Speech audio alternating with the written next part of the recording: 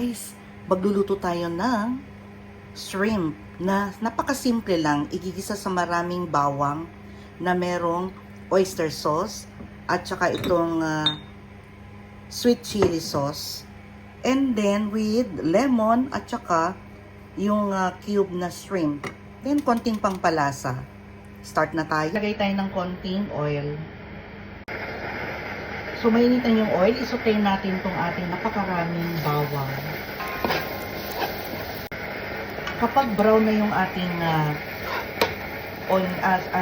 garlic, ilalagay na natin ang ating sibuyas.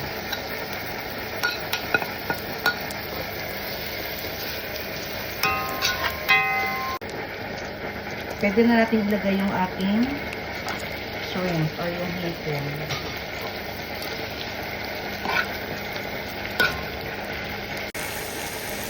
Then, ating takpan for about 3 minutes. Then, tislahan natin. Paminta. Ilalagay ko na rin itong ating shrimp cube para matunaw.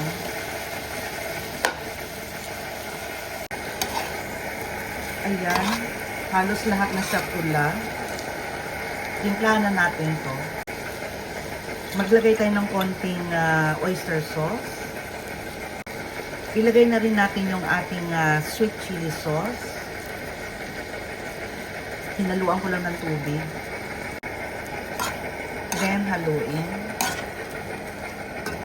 Then, takpan natin for about 1 minute.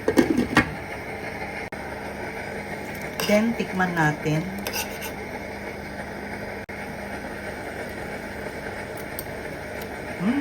Masarap. Lagyan ko ng konting lemon. Ayan, konti lang. Maglalagay ako guys ng konting-konti lang pampalasa. Ayan. And then last na yun. Tikman na natin ulit.